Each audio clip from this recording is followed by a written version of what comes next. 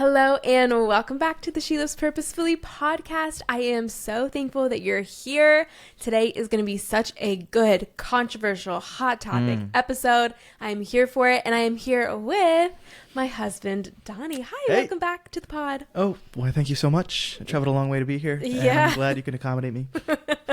I am glad as well. So today we are talking about drinking. I was going to make a joke. Meg wanted to do this joke. I think it's really funny, but I didn't get such a reaction from She's going to... Go ahead. Do it. We were talking about drinking water and staying hydrated. Just kidding. We're talking about drinking alcohol. Talking about alcohol today. And basically, we're going to dive into our stance on drinking alcohol. Our stance on alcohol, period. Where we're at in relationship to drinking alcohol. And answering a bunch of questions that you submitted via Instagram. A lot of you, I put it out there on Instagram, and a lot of people responded with a ton of great questions, and we're going to kind of rapid fire answer those too. So I'm excited. Okay. I'm going to pull up my notes though and the questions. All right. Okay. I feel like we should just say our actual relationship with alcohol. Yeah. Which is maybe going to be the title of the episode. I don't know. Yeah. So alcohol is a sin and you need to repent. No. Totally Canceled. Kidding. No. Yeah. I think too we should talk about, this is just our take. We are not trying to say this is the take. I feel like I'm going to say this so many times this episode, but it's like, it depends. Like there's so many conditional things on what we're going to talk about. But yeah, I guess just to say it plainly, like we're not anti-drinking. I was just joking. It's obviously not a sin. Yeah, in case you thought we were serious. Now, drunkenness, I think everyone agrees, is a sin. Yeah. So I do think, going back to what you're saying, I think it's really important to preface, you can have a different opinion, be in such an awesome relationship with the Lord. You know what I mean? On so many of the things we're going to talk about. Totally. I think the non-negotiables are drunkenness is a sin. That's clear in scripture. Yeah. Yeah. I don't think alcohol is a reflection of someone's spiritualness. Yeah. Like what they're, Now, unless it is taken to be a sin and they're in drunkenness or they need help, obviously then, all right. But, it's not, I don't think if someone drinks or not, doesn't mean they're more spiritual, not spiritual, anything like that. Yeah, I think that's really important to say. Just to preface that. Because I think, and again, this might be the title, so I'll just blanket statement. We don't drink really, so I think that's going to be our perspective a lot of this episode. And so I think it's important to say up front, and we'll talk about it more too. If you do, we don't think that's wrong at all, remotely. So this is just our personal, this is our life.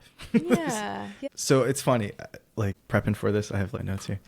I realize we both come from the same like village, and I feel like we share a lot of the same opinions, or we grew up in the same culture. So I feel like that's kind of seeped into us, and it kind of affects how we view all of this. So I think it's helpful to start there, is what I'm saying, is we go back. Up? Yeah, we go back to the roots, to growing up in our little village. Yeah. So yeah, we both went to the same church, same school. We had the same teachers, the same pastors.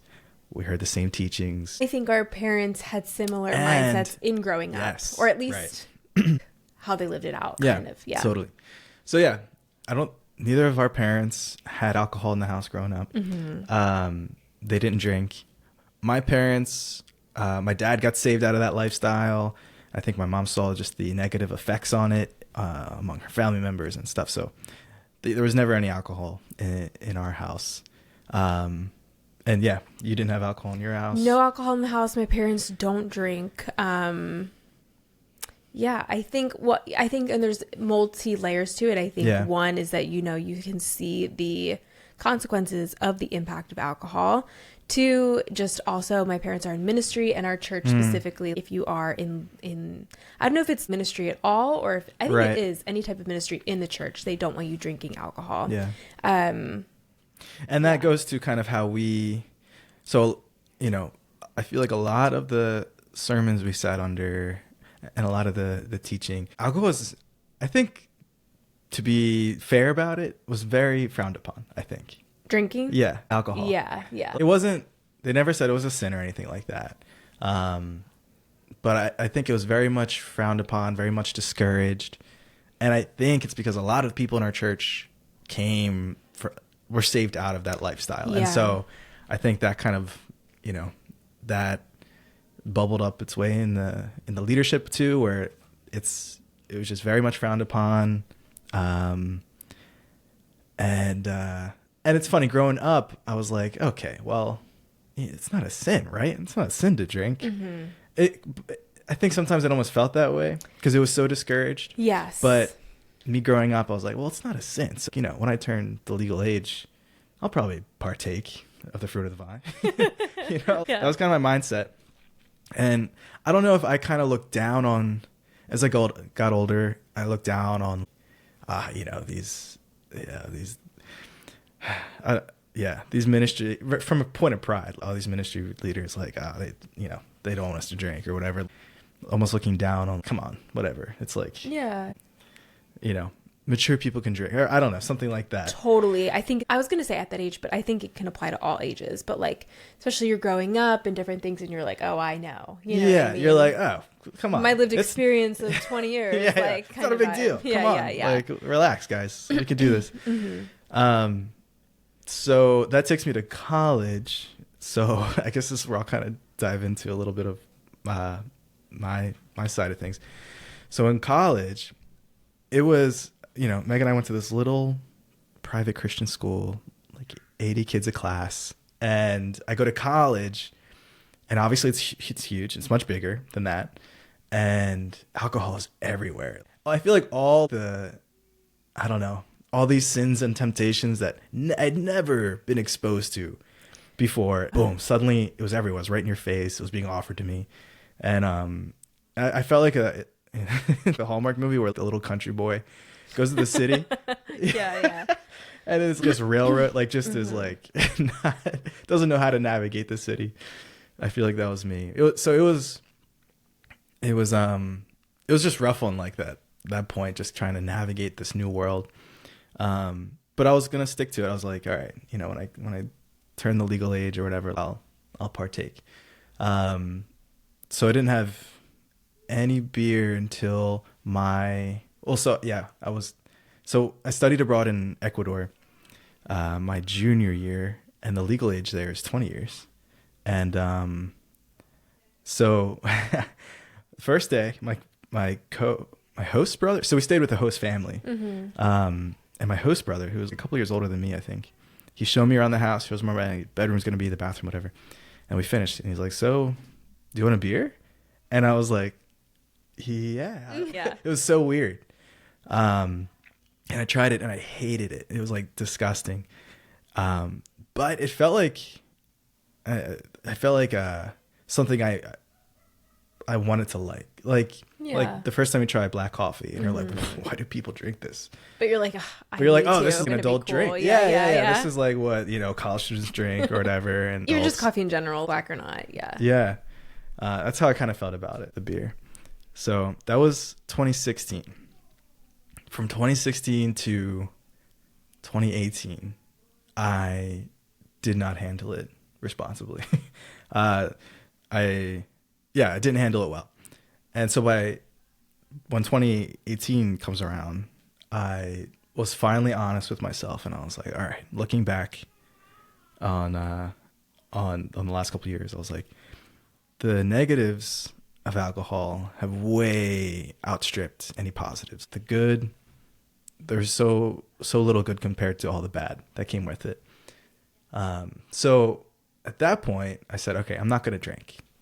And I think it was just because, just seeing my own experience with it and realizing I didn't, trust myself to make it a casual or even infrequent part of my life. So, that's the story. That's why I don't drink. I know you're kind of coming at it from a different way. Yeah. I think same. Grew up in the same kind of environment. Parents didn't drink. I went to, different experience. I went to Bible college for 1 semester, and then I went to a university in the area. So I was living at home and attending the same church, a lot of the same people that I had grown up with. So, in one sense, exposed to so much more than I ever was before. But I think so much of me was still rooted. I was still at home. I was still at the same church with the same people, a lot of them. That's a big difference. It's, I think, a lot more grounding. It's a lot less whole new world versus there's a door to a whole new world, but I'm still in this place. Yeah. So I think for me, I remember looking around and just seeing everybody doing their own thing, and they're going to parties, they're doing this, they're doing that, whatever. And I remember seeing, from my perspective, was a lot of people who were kind of miserable and being able to, I remember this vividly, like, think to my experience. I'm leading a girls' Bible study in my young adults group with my friends. We're doing this. We're like together, talking about the gifts of the Spirit. And on the other side, people just seem kind of miserable. I want, the community and the lived experience that I'm in right now. Now, that's more speaking about like drinking in excess, parties, things like that, not alcohol, as just having, casually, I guess. So I think my experience from like drinking in excess kind of idea was, it was just like, one, I haven't, and two, I think being at home and commuting was helpful for me. Yeah. And kind of almost reaffirmed my stance of, okay, I don't really want part of that life. Now, I will say too, my personality is just very much homebody. I think drinking period is not necessarily a temptation for me as something else, like gossip. But so that's one of the reasons, or I guess where I'm coming from as to why I don't really drink. But I guess that's not really why I don't drink. Yeah. There's a plethora of reasons for me. Yeah, we can. I will say, I was in another totally different state. Not that any of this is an excuse, but I think it was navigating, university was really hard. Just being away from, I feel like, these pillars that kind of made me. I felt like I had a culture shock and identity crisis going into college. Yeah. But again, that's not, and so I drank and it's justified or anything like that. So I feel like my journey with it was kind of full circle, where I was like, all right, these old, pastors that are just disconnected and trying to make me scared of alcohol. It's actually going through it. And now I'm back to, they were right. It was a total negative all my life, and did not bring me closer to Jesus, and in fact pushed me away from the Lord. And there was a lot of repentance that needed to happen and all this stuff. So I feel like I've come full circle with it. Yeah. Now, to be totally honest, in terms of like how we drink now, or how so they're definitely, so since like 2018 I've had drinks before, or during that time, and now I guess nearly 7 years or so, but very infrequent, like I said it wouldn't be infrequent, but very rare, I would say. But like, I think right now where we're at is very, very special occasions. Like, for instance, we might be going to Argentina this year because Meg's cousin is getting married, and Argentina is they're known for their wine. So I'll probably have a glass there, but that's it. Like, I'm not going to make it a thing in my life. Yeah. So Yeah. that's, to be totally honest, that's where I feel like we're at. I think that's helpful too. I guess just. Now, some people need to I know people who have needed to totally not a drop. Like, even I heard a story one day of, what was it? Tori, my sister, was working in a coffee shop, and someone came in asking for, was it kombucha? And they asked if it had alcohol, and I think she said it was like 0.5%, which is non-alc. Like, non-alc drinks are 0.5 or lower. And this guy was like, I can't even have that. So all I have to say is that is a level. Like, I respect that, totally 100% abstaining. Yeah. And I feel like we're nearly there. It's just very special occasions. But yeah. No, I agree. Yeah, I think that's good to be transparent fully about where we are like right now with it. And I would love to like dive into more of like all of the reasons of why we don't really drink. I feel like you have other things. I have like a bunch. Yeah, I feel like I have a whole list of notes? like, yeah, I do, Okay. of different reasons. One, and I touched on this a little bit earlier, but like just seeing firsthand, secondhand, thirdhand, whatever, but like the consequences of alcohol. And I think you said this kind of specifically where it's like the negatives far outweigh the positives. Yeah. And so, I think just keeping that in mind in approaching alcohol. Maybe we can dive into like, what does that mean? Consequences. Oh, Maybe we don't have to. no, but just so many I feel like there's just a lot where you are maybe taking actions that you wouldn't have done sober, or maybe even just you're kind of like tuned out and not as present as you would be. Like I know of people that I follow on Instagram who like didn't really have necessarily a problem like with drinking in excess, like, you know, different scenes, whatever, but realized like in social settings they needed a drink to feel looser. And so like a dependency on it too, like, and so they decided, you know what, I'm totally going to be sober because like I need to be able to like be in these situations, me, myself, and I, like without being dependent on anything. You know, there's like driving, there's just abuse of all kinds. Like there's so many things that happen. Yeah. That can be rooted in or started with like drinking and not being totally gripping your like and controlling your faculties. Yeah, Totally. Yeah. There's a lot there. And it's I think if you look at even the Bible, if you go through like some of the Old Testament stories, a lot of it there's alcohol involved. I was just reading today. Was that Lot, were you thinking? Oh no, I was or not Lot. Oh yeah. Oh, it Lot was Noah. Lot. Yeah. No, Lot and oh my gosh, not Noah. Well, Noah also. Oh, I thought you were bringing the two together. No, I was no. No, it was the story of Lot and how so his wife, you know, turns around as the Lord is burning Sodom and Gomorrah. Turns around, she turns into salt. And Lot is basically like hiding in a cave with his daughters. And so they say like, oh, there's no men for us. So let's get our dad wasted, sleep with him and like have kids. So alcohol. So that's why, no, I'm kidding. But like, that's why it's unbiblical to drink. No. Just kidding. But it's just an example of like, you know, and that's not necessarily all to blame on the alcohol. It's on their hearts. No, and bullshit. But like, just to say, right. There's a lot more negatives than positives. Yeah. Okay. So consequences, totally. Yeah. Becoming a need, like I talked about the influencer that I follow, in social settings. where you kind of need it. And I think too, in that sense, maybe. Actually, I'm going to hold that thought. Okay. I don't know if that's a true thought. Oop. Little squeal. I don't know if you Donny. heard that from little Donny.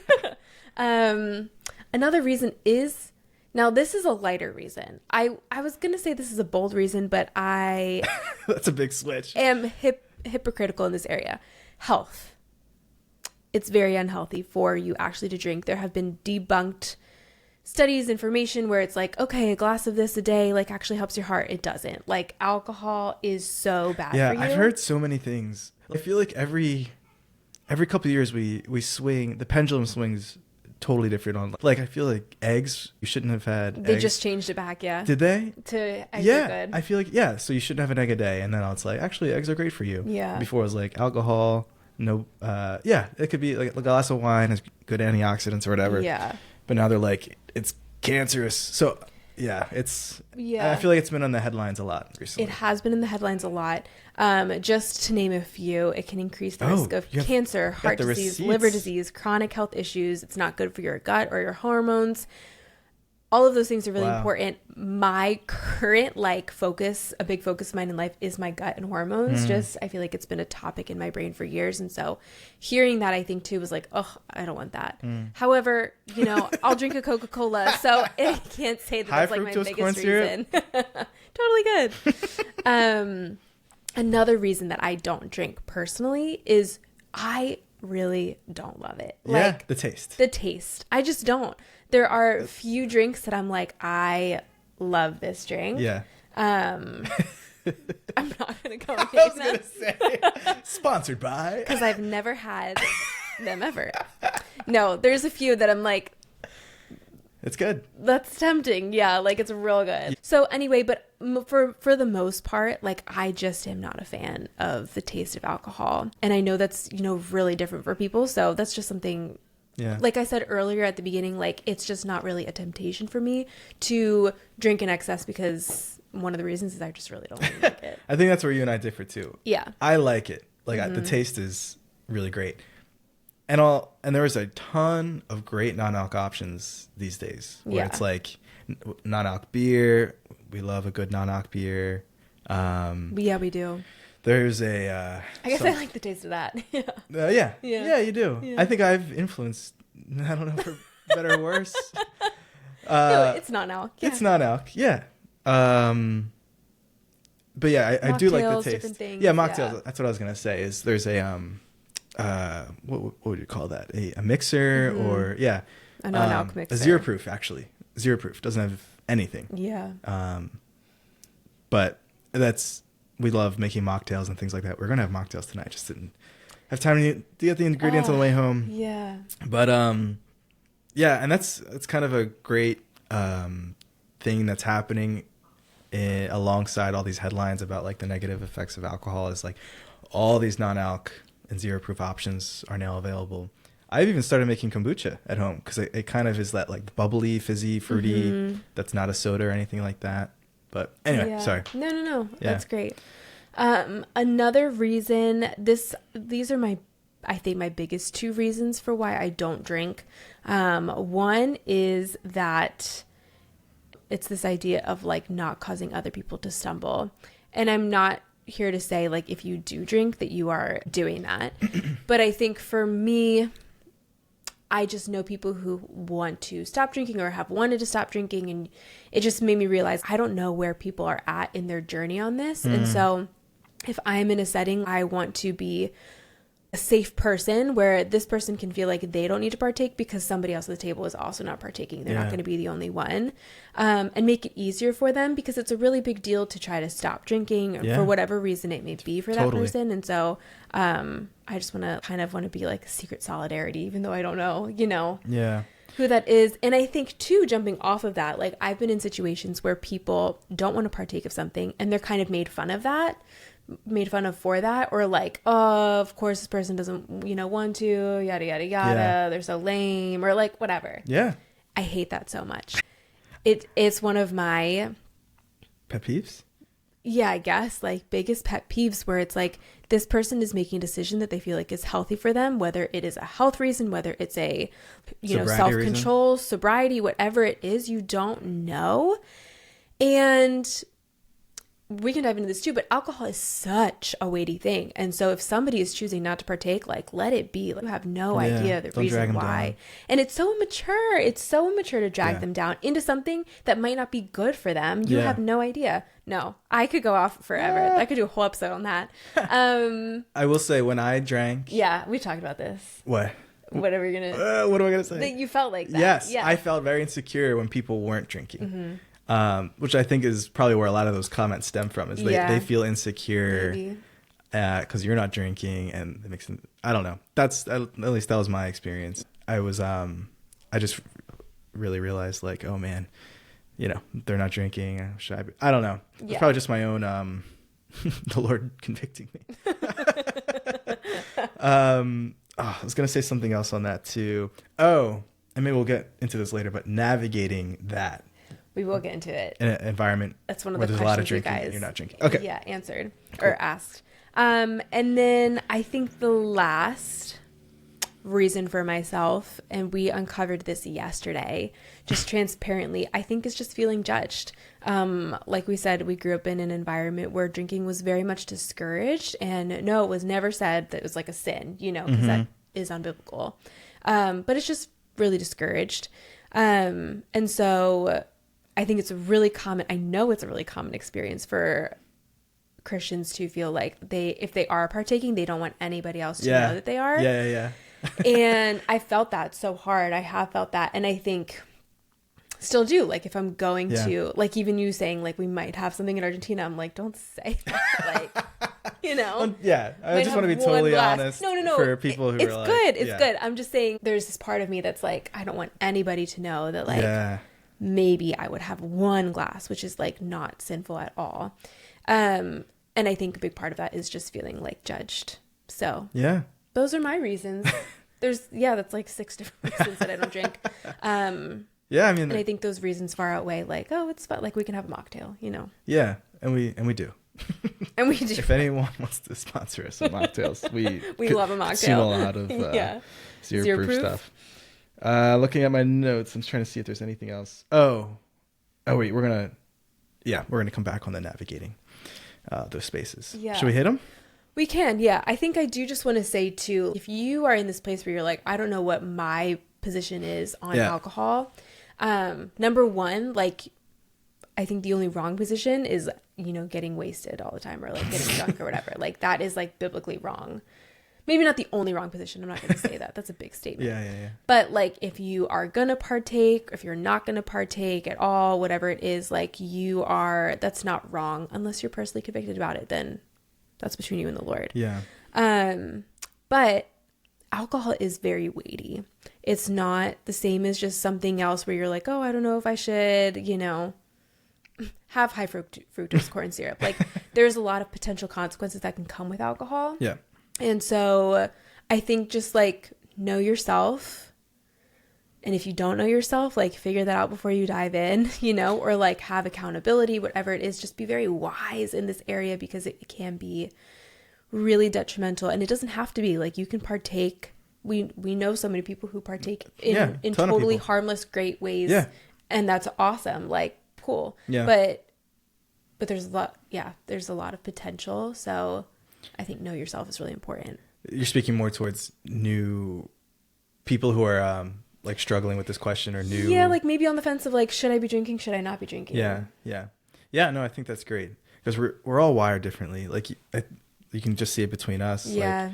Like, I was drawn to it. You were really not.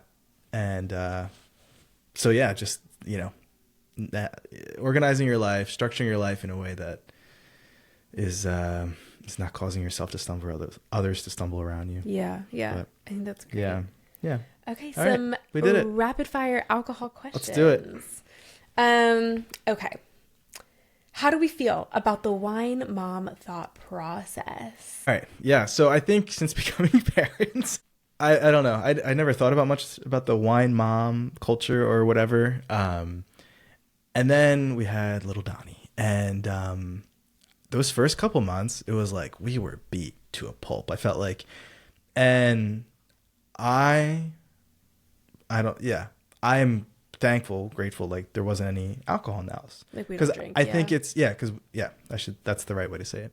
Because I can see if me, like just being totally wiped at the end of the day, you finally get them down and you're like, I can use a glass of something to settle down, to like, I don't know, to feel better, something. I can totally see that being a temptation that people fall into. And so I think with the wine mom culture, like it's a slippery slope, I think, where you can, just have a glass. It's been a rough day. That's the thing. I think tying it to like coping. Coping. Yes, exactly. Tying it to coping. That's what I've been dancing around this whole time. Is dangerous because man, we can find all kinds of different ways to need a reason to cope or take the stress off. So Great. What's your take? No, I agree. Like, I think I understand why it's so easy to fall into because parenthood can be very stressful and we are, only 6 months in. So, it can be very stressful. However, I think one, yeah, it's tying it probably to coping, which can be very dangerous. And I think two, I'm trying to word this correctly. I have found that it can be really easy to live out of this is going to sound so like go for it, new agey, not new agey, but like weird, but like a lack mindset where I'm like, I'm so tired. This is so hard, kind of negative mindset. And I have found for myself, like just, through prayer and seeking Jesus, it's like, okay, it's so important to actually like have a mindset where it's like, I am so blessed to get to do this. That's not new agey. I think that's probably it's very biblical. Like to be grateful. Yeah. To be grateful and thankful and to praise the Lord for those things. Yeah. Like I feel like I've had to have this mindset heart shift of like, okay, like grateful and thankful instead of, and it's really hard when you're getting, 40 minutes of sleep a night, like sometimes to feel that, and you can feel the other end of that. But it's easy to sit in this idea of like, oh, everything's so hard and I want something to cope. Yeah. And I think depending on and really embracing this wine mom identity, like, oh, I need wine, my kids are the worst, it really like hammers in on that kind of negative mindset when that's actually something we should be trying to break out from. You know what I mean? That's a great point. Like, I don't want to be in that mindset. That's not a healthy mindset. I think it's good to be real with yourself, don't fake it. But like also there's a point where it's like, okay, I don't want to be embracing everything's so hard kind of idea. And I think wine mom culture really does that. I couldn't have said it better myself. Great. Okay. Next question. Can non-alcoholic Christians be friends with alcoholics? So I'm guessing non-alcoholic meaning you don't drink. Yeah, I think I have two different answers to this. Go for it. Like if you are sober because you were formerly alcoholic, I think that's a lot harder to be friends with an alcoholic. Yeah, maybe for both. And then the other thought I was going to say is like, if you are just not drinking, like let's say it's not like me, like it's not necessarily a temptation, but I just don't drink. I think in both situations I'll let you say it because you were saying this earlier, but like it's important to be there for people. Go ahead. I was going to say it's easier to pull down than to pull up. So I'll let you finish the thought. Sorry. I was going to say, like, let's say for me, for example, it doesn't feel like it's really a temptation to be there encouraging somebody, like standing by somebody in this hard time is one thing. Oh, yeah. However, I think if this is something that is a struggle for you, I would just be really cautious. I know people who have had to cut off friendships because they know, like you said, it's going to pull them down. Yeah. Or on the flip side, like maybe, okay, we're hanging out exclusively at coffee shops. Like, we're not going to bars. We're not going to parties. We're not even going to a house where you're going to pull out this drink, whatever, like, and being very wise in that area. If it's a struggle for you, I would be really cautious. Yeah. But really loving, but like protect yourself. Yeah. Galatians 6:1 says, brothers, if anyone is caught if anyone is caught in any transgression, you who are spiritual should restore him in a spirit of gentleness. Keep watch on yourself, lest you too be tempted.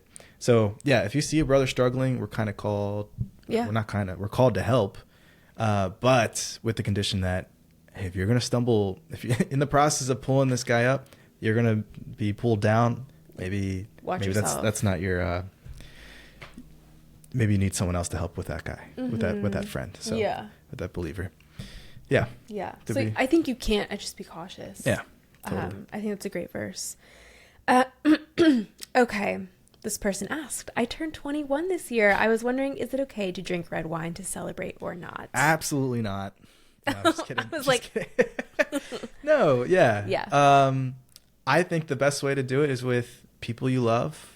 Like, and trust. The people you know and trust. Like, I wouldn't go out to like a party with strangers. Like you should have your first sip. I was going to say your first of anything, but I don't know if that covers everything. But like, especially alcohol among trusted friends and family. There's nothing wrong with that. There's nothing wrong with it. No, absolutely. Go for it. Yeah. Now, if you're somebody listening, you're like, oh, I don't really want to. Should I? You don't have to. Don't. You're chill. Don't. Yeah. It's not a part of adulthood or anything. At my, for example, 21st. Yeah, what did you do? It was actually really sweet. It was really fun. It was like a whole day birthday with the girls. Like, went to the city, this restaurant, this like view, went shopping spree. They got me a gift card. Like, it was a whole day. Wow. And then we came back to the house. And they had put together a whole like party in the basement, but it was mocktails because I didn't drink. So yeah, there you go. So don't feel like you have to. Yeah. You know, you can wait until like later, or if you don't know yet, whatever. But if you know you want to, like, you know, a glass of wine is totally fine. Yep. Okay. Is it okay to go for drinks on a first date? Go ahead. Do you have a hot take? No, I just first date you. So fun. Just very cutesy. I don't think there's anything explicitly wrong with it. I don't know. It's I'm trying to organize my thoughts around it. Like, I think. Go ahead. I think from a feminine woman perspective, I don't think I would recommend it. I think like safety purposes, and again, just because you're going to get drinks doesn't mean it's, you know, you're going to have too much, but like, you just don't know. So I just wouldn't. That's just me though. Like, you don't know this person at all. And two, like, okay, you are like, you're not going to know this person in full sober form then. Not full sober. That's not like no, I totally hear what you're saying. But you know what I mean? Like if let's say you have one glass too many and you're feeling a little tipsy or whatever, you're not going to be in full control of your faculties. You're not going to be, I don't know. You might be looking back on the night as him a better, you know, potential boyfriend than he actually was, just because you're a little impaired. Yeah. And you don't know if they're in the same exact boat. You don't know their full personality at that point. Like, it's hard to make a judgment of like, okay, should we go out again? Because you just don't really know. I don't know. Yeah, I'm with you. I don't think it's a good idea. It also not explicitly wrong. Like, not explicitly wrong. Just maybe not a good idea. Especially too, like if we're talking drinking, like if it's a fancy Italian restaurant and like a glass of wine or whatever, that's different. But if it's like, but this is like going out for drinks. Especially going. I just wouldn't. Yeah. How to not take it too personal when family or friends judge you for not drinking. Man, it's hard not to take that personal. Yeah. But that's rough, man. I feel sorry for whoever asked that question. Yeah. That's a rough place to be. Especially this goes to your pet peeve of you're trying to stay true. You're trying to stay on the course and people are judging you for staying true. Yeah. So that's rough. First of all, you're doing the right thing. Like you're doing this for a reason. You want to, obviously everyone around you, maybe at these family gatherings or friends or whatever, are not abstaining like you are. So if you're abstaining, it's kind of, you chose this purposely. It's not, maybe you're kind of maybe you are on the fence, but more likely you're doing this for a reason. So keep with that. And honestly, when I stopped drinking, I had a friend who had ended up having a big issue with alcohol, and we were talking on the phone one day after he was getting help and stuff like that, and he's like, actually, Don, you're one of my first friends who stopped drinking. Like, I think there is something to being that person that people, like you said, could come to if they realize they're having an issue with it and kind of come alongside you or be encouraged by you, because you're kind of showing them it's possible to do it. So stick with it. It's hard. I'm sorry that you're in that situation where people are judging you for it, but stick with it. Yeah. I would say too, one, know that you're not alone in it. Like, we are two people that don't drink, like there's so many people that do not drink. And two, you might be that person for like, who knows, one of those friends or family members that actually like a year or two from now is going to be like, you know what, you've inspired me not to drink. Yeah. Like, you have no idea. Yeah. Two, I would say like get really firm on your reasons for not drinking and just like full, I don't know what the word is, throttle, like believe them like hardcore. Yeah. Because I think if you're like, oh, I don't know, then it makes it harder to be like, no, this is me. This is the choice I'm making. Yeah. And two, you know, like in the most gracious way, like just know that this is full immaturity on their part. Like I can't, like it just makes me so annoyed. Yeah. And if this is something like maybe it's conviction, whatever it is, like that you've chosen to do, like it's such a strong choice, such a countercultural choice. But actually, it's really trending now too. So like, you're ahead of the trend. Hop on the trend. Hop on the trend. You're ahead of the trend. You set the trend. Oh, snap. Yeah. No, I think like be firm. Like know your reasons and really be firm in them. Know you're not alone. Yeah. Yeah. Yeah. But that's hard. Yeah. And maybe find bonus other people to hang out with that like are not going to be judging you. Yeah. Not saying cut these people off, but just like, you know, Yeah. other people. Why is it so hard for people to quit alcohol? They go on to say it was so easy for them, but they've never had an addiction. Yeah, people are wired differently. We talked about this before. Some people we all have different temptations, different things that pull us off the path that we should be on, that pull us away from Jesus. Some people, alcohol can be an addiction, and I know people that's happened to, and so short answer is we all have different makeups that incline us to different things. I don't really think there's much more that needs to be said about that. No, I think it's good. I think one, it can be very addictive. So if you don't have that with alcohol, like you just don't know what somebody else is experiencing. Yeah. But even if it's not addictive, but it's still like a temptation, I don't know, for somebody, like I think it can be a helpful mindset. Like think of the things that tempt you in your own life. Like, why is it so hard for me to give up like gossip or, you know, whatever it may be. And that it's not for somebody else. Like you said, different people, different struggles. And I would really look at other people with grace in those areas. Because we all need it in different areas. Yeah. I think of the prodigal son and the righteous brother, you know what I mean? Like the prodigal son, obviously his wiring, his temptations was different. Was the party life. But the brother at home was filled with all this self-righteousness and had his own, pride, has his other sins that, he was in that, anyway. It's a perfect great. example right there. I think it's great. Okay. How to navigate as a chosen sober in an environment of social drinkers. This is tough. I think this is something struggle is not the right word. Maybe it is.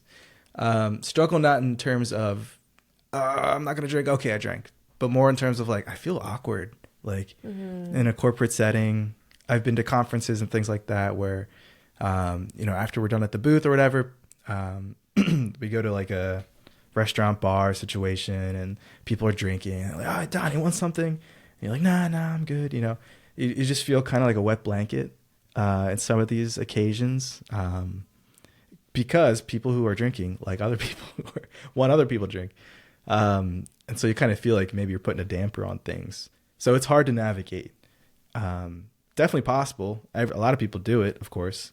But I think you just have to be ready to kind of be sure of yourself and say, like, no, I'm good. And maybe have an answer ready if people are like, oh, you don't drink? Or, Like, why? Yeah. Don't be afraid to say, no, I don't drink.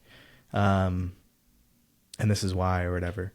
So it's tough. It's tough, especially, like in corporate America where it's very much present. So anything you'd add on that? No, I mean, I think you're the perfect person to answer. Like you're more in that situation at like work events or whatever than I am.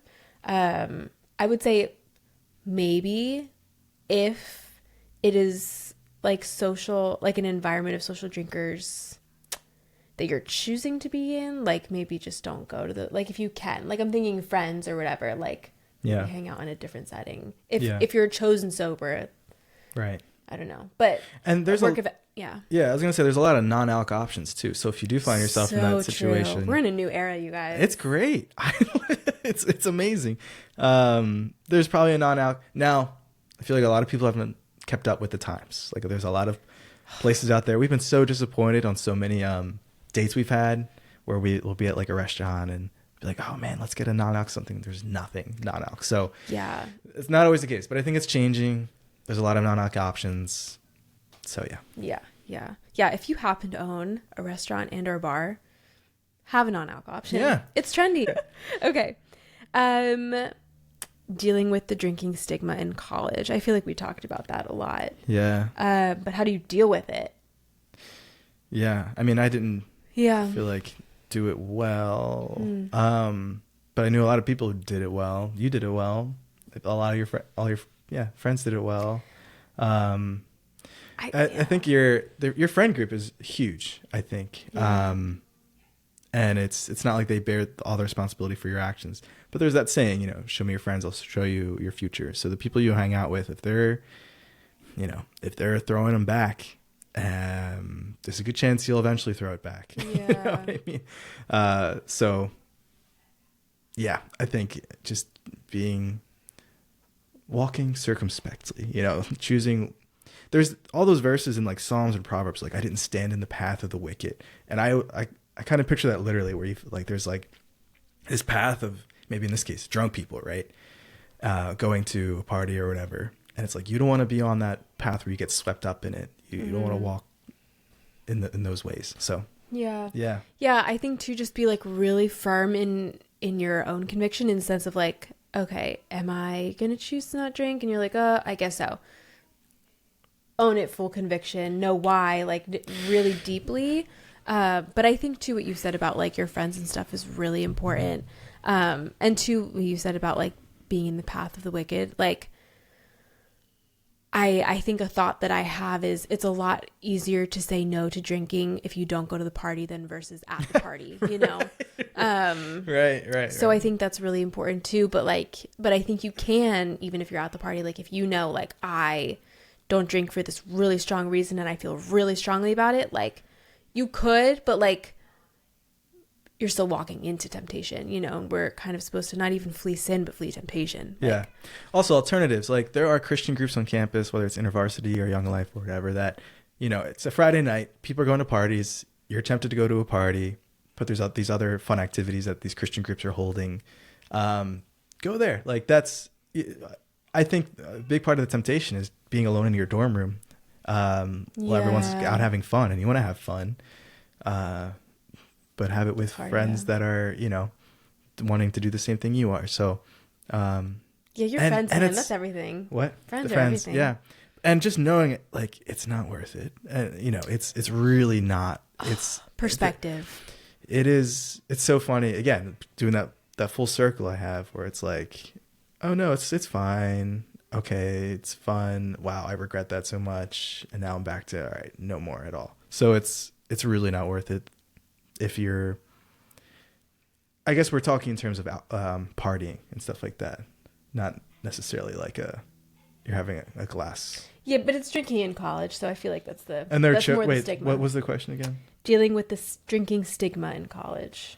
I feel like that's more party vibes than. Okay, gotcha. Yeah, all right. Yeah, I think that's a great answer. Yeah. Okay, is drinking a sin? No.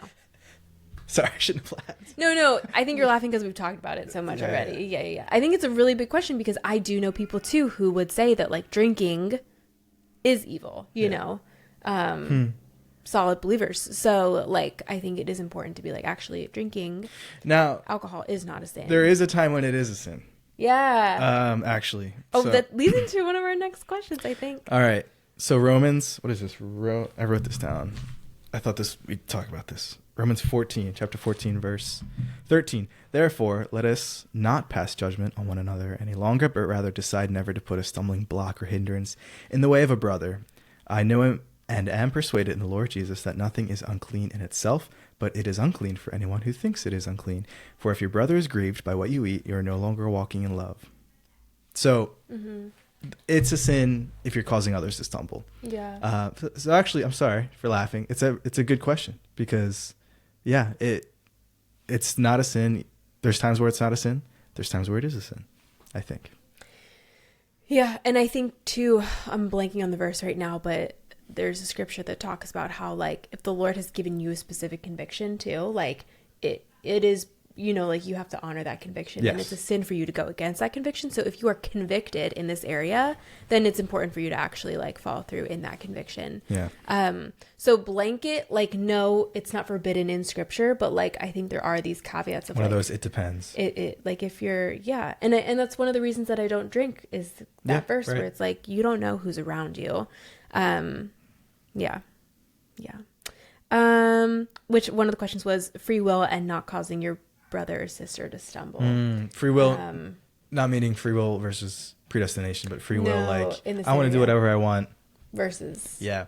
So Yeah. I think we kind of, Love of brother, love of sister trumps any of your own personal desires. So if those two are in conflict with one another, then you love your brother.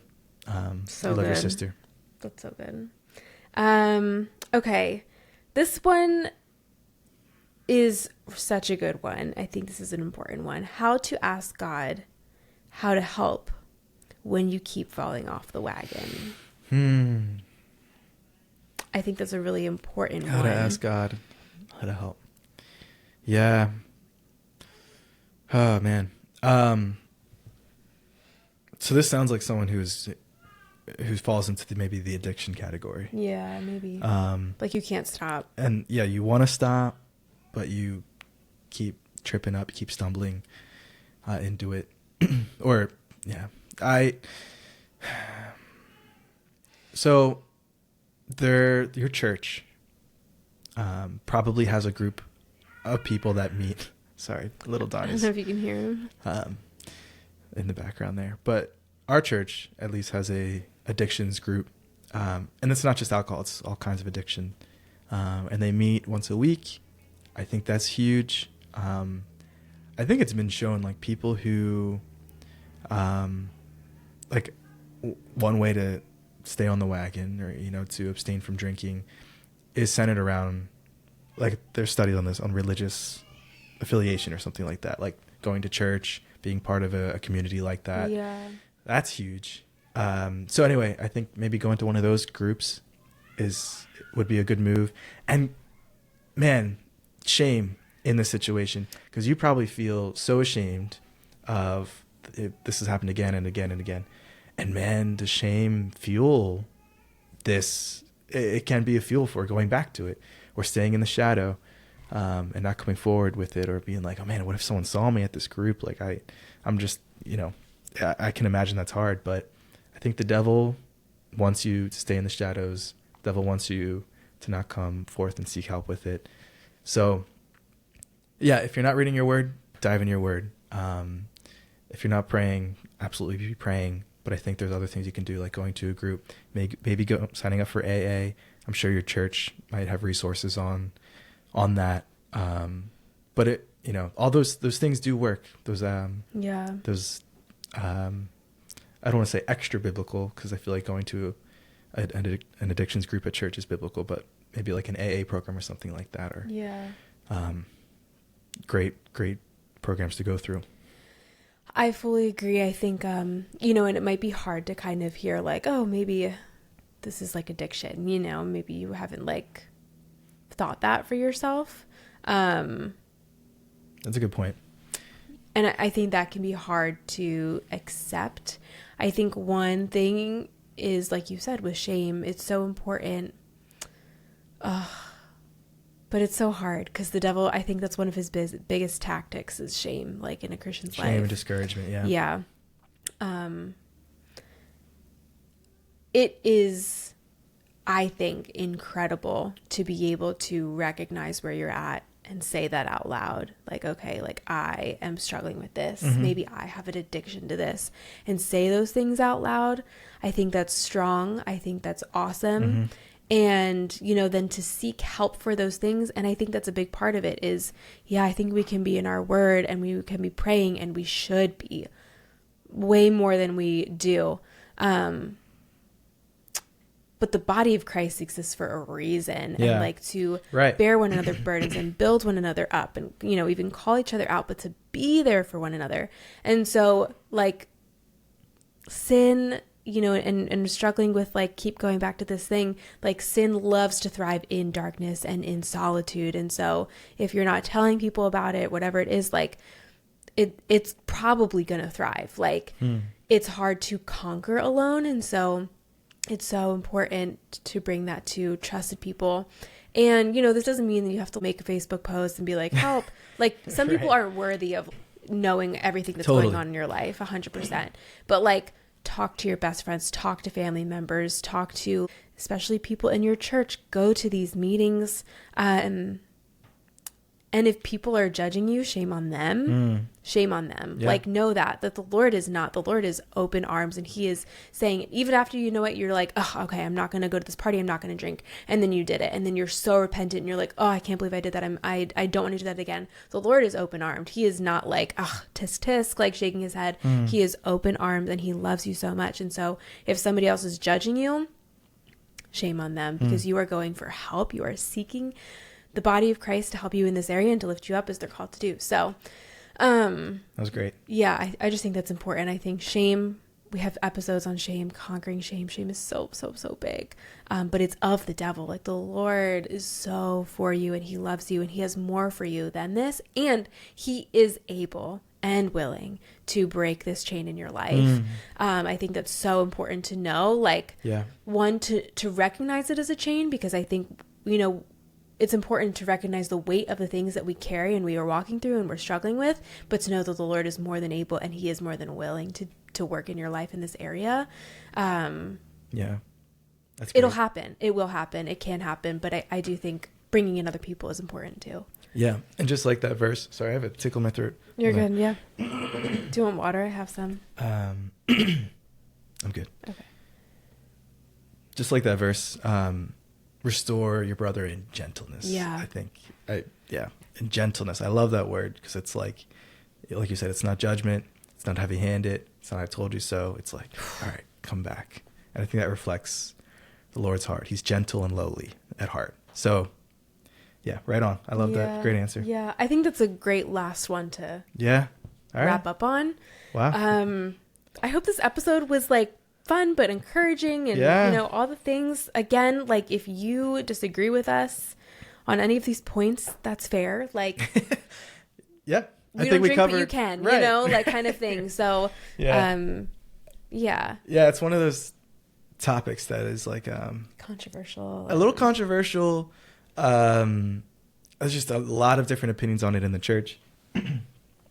And but anyway, we hoped maybe if you were looking for some advice or guidance, maybe this was helpful. If you wanted solidarity in the sobriety world, we're there with you. But too, like, if you don't, this was just an interesting thing, that's cool too. Like, you know, again, I feel like I just want to reemphasize this. Like, there are incredible people who love the Lord so much that we know that drink alcohol. It's not a reflection on your spirituality. No. So I just feel like that's so important, because most of this episode was talking about why we don't and the negatives. So I think that's important to say. Anyway. That's great. Yeah. Thanks for having me on. Yeah, friends. Thank you so much for listening to the She Lives Purposefully podcast. I'm so thankful for you, friend. Live purposefully. Live for Jesus. I love you. See you later. Bye.